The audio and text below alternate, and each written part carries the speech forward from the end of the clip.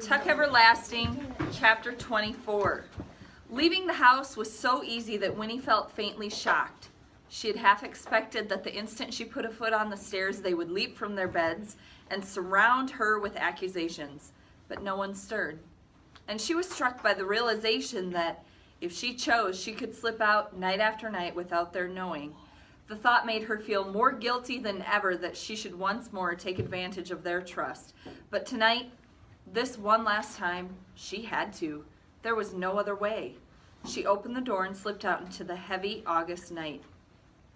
Leaving the cottage was like leaving something real and moving into a dream. Her body felt weightless, and she seemed to float down the path to the gate.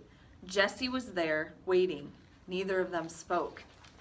He took her hand and they ran together lightly down the road, past other sleeping cottages into the dim and empty center of the village.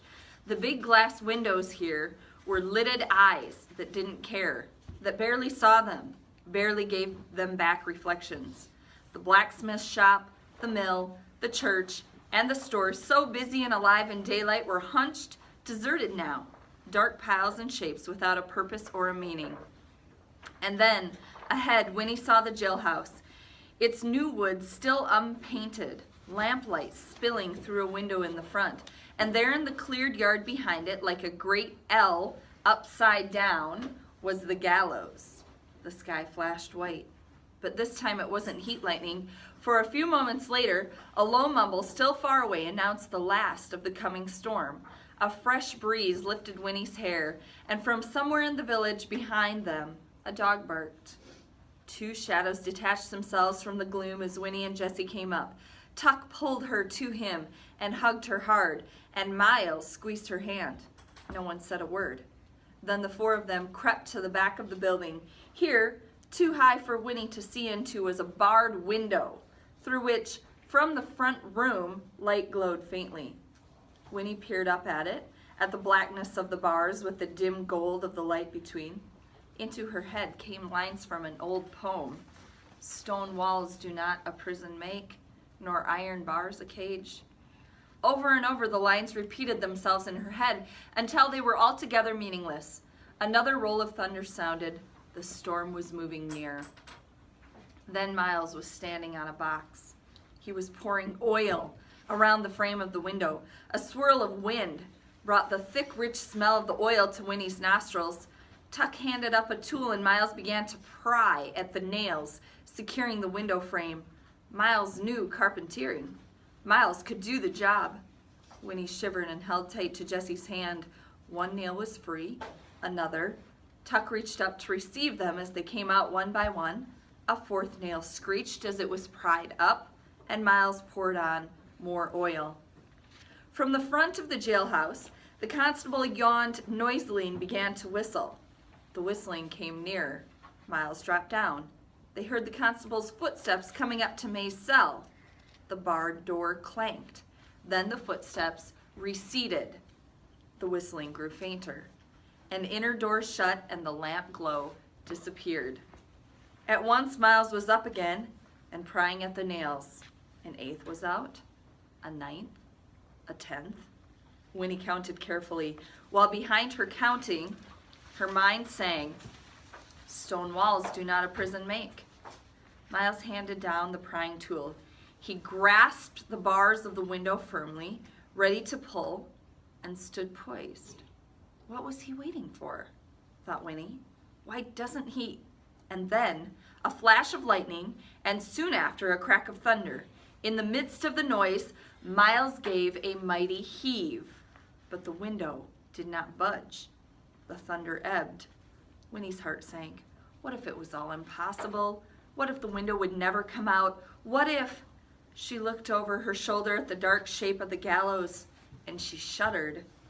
Again a flash of lightning, and this time a crashing burst of noise from the swirling sky. Miles yanked. The window frame sprang free, and still grasping it by the bars, he tumbled backward off the box. The job was done. Two arms appeared in the hole left by the missing frame. May. Her head appeared. It was too dark to see her face. The window. What if it was too small for her to squeeze through? What if? But now her shoulders were out. She groaned softly. Another flash of lightning lit her face for an instant, and Winnie saw an expression of deep concentration, tip of the tongue protruding, brows furrowed. Now Tuck was on the box, helping her, giving her his own shoulders to pull on. Miles and Jessie, close at his sides, arms upstretched, eager to receive her bulk. Her hips were free. Now look out! Here she came, her skirts tearing on the rough edges of the boards, arms flailing, and they were all on a heap in the ground.